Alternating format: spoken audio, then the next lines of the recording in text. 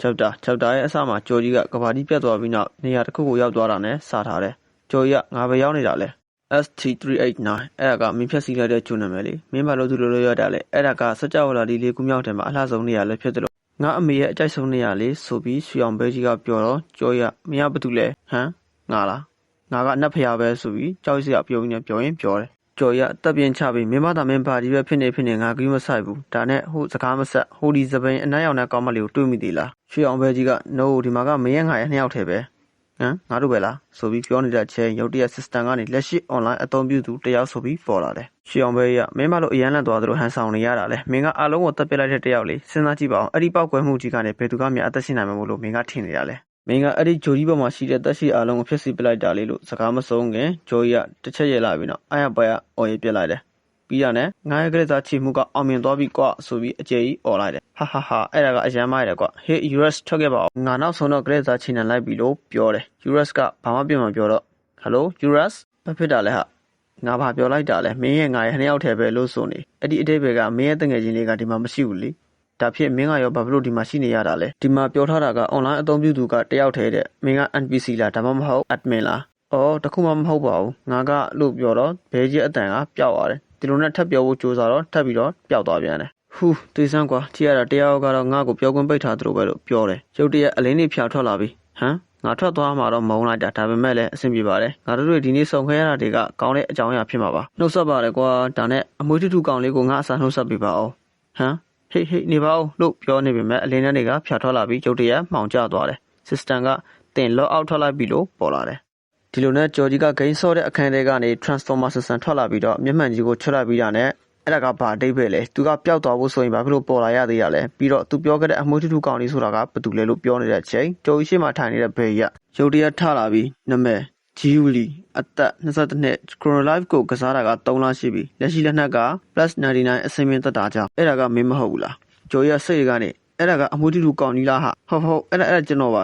ခမည်းကဘာတူလဲဘေးကမျက်မှန်ကိုချွတ်လိုက်ပြီးတော့ငါကမင်းရဲ့ဒုတ်ပိုင်းကိုယူသွားမယ်တယောက်ပဲလို့ပြောတယ်အားလုံးပဲကျွန်တော်ကဂျီယူလီအသက်22နှစ်ပါကြိုကြီးလို့မှတ်ထားလိုက်ရပါတယ်ကျွန်တော်က Chrono Life ကိုကစားတာကြိုက်တဲ့တာမန်ကောလိပ်ကျောင်းသားတယောက်ပါကျွန်တော်အချိန်ကြာကြီးဘလောက်ဆော့အခုထိကစားသမားအစ်စ်ပဲဖြစ်နေတော့မှဒါပေမဲ့ကျွန်တော် +99 အစင်းမင်းတုတ်ချောင်းကိုရခဲ့တယ်အဲ့ဒါကိုသုံးပြီးတော့ကျွန်တော်လည်းပေးတဲ့သူတွေအားလုံးကိုစမုံတုံးပေးခဲ့တယ်အိုးမေးတော့မလို့အဲ့ဒီမိမလည်းပါတယ်ပြီးတော့ရုတ်တရက်ကြီးသူ့ကိုယ်သူနဲ့ဖေရလို့ခေါ်တဲ့ဘေးကြီးကချက်ချင်းပေါ်လာပြီးချက်ချင်းပြန်ပြောက်သွားတယ်ဘာမှတော့မရှင်းပြဘဲနဲ့ပေါ့ပြီးတော့အခုဟေးကောင်လေးဘာဖြစ်လို့လဲစလေဒီနေရာပိုင်းနဲ့အဖွားကြီးကမင်းအတွက်တပွဲချထားပေးရလေအိုးအာတီချတာပေါ့ငါပိုင်းပြတဲ့အချိန်တိုင်းဒီနေရာမှာလာစားနေကြလေငါမှမိသလောက်ဆိုရင်15နှစ်လောက်တော့ရှိပြီထင်တာပဲငါ Chrono Life ကုမ္ပဏီကိုစပြီးတည်ထောင်ကြတဲ့ကဒီနေရာကိုရောက်လာခဲ့တာဟမ်ကုမ္ပဏီကိုတည်ထောင်ကြတဲ့ကနေပါအောင်အတိတ်ဘက်ကခမည်းကအိုးငါအခုထိမိတ်မဆက်ရသေးဘူးလားဟာငါနာမည်ကဒေါ်ဘေချွာ Chrono Life ရဲ့ CEO ပဲ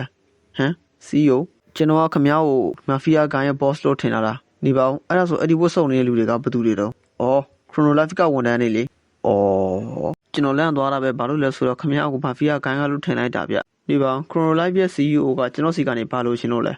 ဲဟာမသိတာလုံးဘူးလားငါစောကပြောလာပြီးပြီလေငါမင်းရဲ့တက်တာတော့ကိုတိမ်သွားမလို့ဆိုနေဗျာဘာဖြစ်လို့အရင်လန့်သွားရတာလဲဂိမ်းကိုစီမံခန့်ခွဲရတဲ့သူတယောက်အနေနဲ့ဒါကငါတို့အတွက်တဘာကြဆောင်လို့မဲ့ရပဲလေငါပြောချင်တာကဂိမ်းထဲမှာ buff ဖြစ်နေတဲ့ item တခုရှိတယ်ဆိုရင်ငါတို့ကအဲ့ဒါကိုဖယ်ပေးရမှတာဝန်ရှိတယ်လေ buff item ခမည်းဘာကိုစိုးလို့ရလဲကျွန်တော်ကိုယ်တိုင်အဲ့ဒီ item ကိုအစစ်မြင့်ခဲ့တာဗျ300ခိုင်နှုန်းအဆင့်က30အထက်ကိုရောက်ပြီဆိုရင်နောက်ထပ်အဆင့်မြင့်တင်နိုင်ဖို့အတွက်တရားဝင်အောင်မြင်မှုနှုန်းက300ခိုင်နှုန်းပဲရှိတယ်ပြီးတော့မင်းအဆင့်ထပ်ပြီးမြင့်တင်လေအဲ့ဒီရာခိုင်နှုန်းထက်လျော့လေးပဲတော့ငါဘာပြောချင်လဲဆိုတာမင်းနားလေးပါလိမ့်မယ်မဖြစ်နိုင်ဒီလောက်နေတဲ့ရာခိုင်နှုန်းကိုဘယ်လိုတောင်ကျော်လွန်နိုင်ခဲ့တာလဲဒါမှမဟုတ် buff မဟုတ်ပဲကံကောင်းမှုတစ်ခုပဲဖြစ်ခဲ့ရင်ရော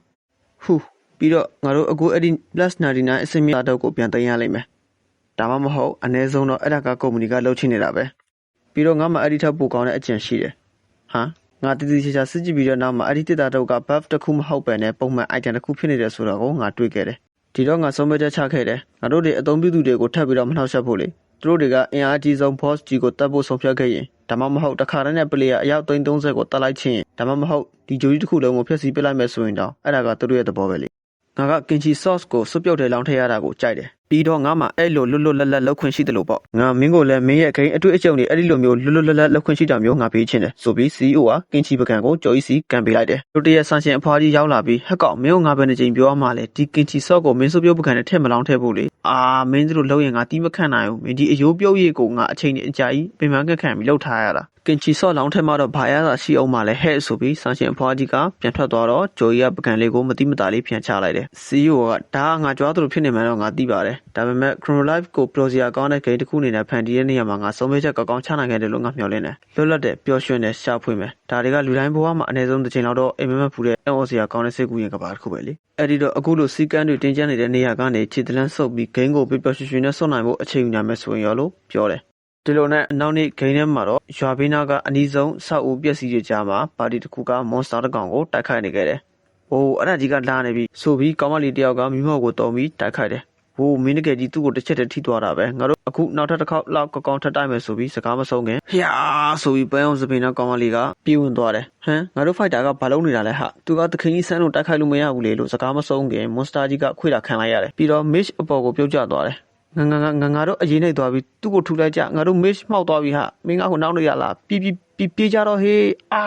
ဆိုပြီးတော့ပွဲဖြစ်နေတာကိုကျော်ကြီးကဖြာခင်းပြီးကြည့်နေခဲ့တယ်ကျော်ကြီးကတက်ပင်းလေးတစ်ချက်ချလိုက်ပြီးတော့အခုကဘာလဲလို့ပြောတော့ US ကလည်းဘာဖြစ်တာလဲဆိုပြီးတော့မေးလိုက်တယ်ကျော်ကြီးကလည်းဘာမှပြန်မပြောဘဲနဲ့သူ့တုပ်လေးကိုပဲကြည့်နေတဲ့အချိန်ဘာလဲဟာမင်းဖိုက်တာကိုဘယ်လိုကစားနေတာလဲမင်းကအဖွဲလိုက်တက်ခတ်မှုမှာကိုနေရကိုနေရမယ်ဆိုတာမသိဘူးလားမင်းဘာလို့အဲ့လိုပြေးဝင်သွားတာလဲကိုသခင်ကြီးများမှတ်နေလားဒါမှမဟုတ်စောက်ခွက်ပြောင်းနေရလားပါလားဒီကကောင်မလေးကလည်းသူ့ကိုအဲ့လိုမဆူပါနဲ့ဘာလို့မဆူရမှာလဲငါတို့တွေ boss battle တစ်ခုလုံးမှာဒီလူရုံမှာကြောက်တိုင်ပတ်သွားတာလေငါတို့ပါတီထဲမှာဒီလိုအရှုံးသမားတွေကိုဝင်ခွင့်ပေးလိုက်တယ်ဆိုတာငါမယုံနိုင်ဘူးထွီထွက်သွားစမ်းငနုကောင်မင်းကိုငါတို့အဖွဲ့တွေကနေတရားဝင်ထုတ်ပြလိုက်ပြီကွာဒီအရှုံးသမားကိုထားခဲ့လိုက်ငါသူ့ရဲ့လက်ကအိုင်တန်တွေကိုကြည့်ပြီးမယုံလိုက်သင့်ဘူးဆိုတာငါသိတာပဲထွီဆိုပြီးထွက်သွားတော့ sister ကနေတင်ပါတီမှာအထောက်ခံလိုက်ရပါသည်ဆိုပြီးပေါ်လာတယ်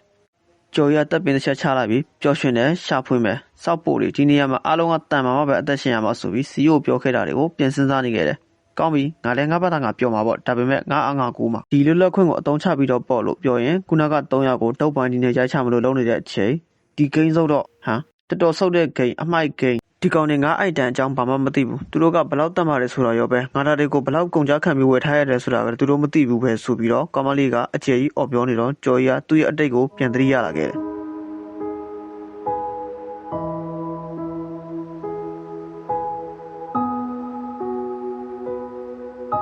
ငါသူတို့ကိုမလိုဘူးငါပဲအဖွဲမှမဝင်တော့ဘူးငါဘာသာငါ family လောက်တော့မယ်လို့ပြောပြီးတယောက်တည်းရှောက်သွားနေတဲ့အချိန်ခုနကမသိသွားတဲ့အကောင်ကြီးကရုတ်တရက်ပြန်ပေါ်လာပြီးသူ့လိုအကောင်တွေအများကြီးပါလာခဲ့တယ်ကောင်မလေးကကြောက်လွန်လို့မျက်စိတွေမှိတ်ထားတဲ့အချိန်ကြော်ရရောက်ချလာပြီးပင်ရိုက်ချင်းဆိုတဲ့ skill ကိုအသုံးပြုလိုက်တော့မျက်စိတမိတ်တွင်ပျောက်သွားခဲ့တယ်ကောင်မလေးကမျက်လုံးဖွင့်ကြည့်လိုက်တော့ကြော်ယူကိုတွေ့ရပြီးနှစ်ယောက်သားအကြည့်ချင်းနဲ့ဆုံပြီးတော့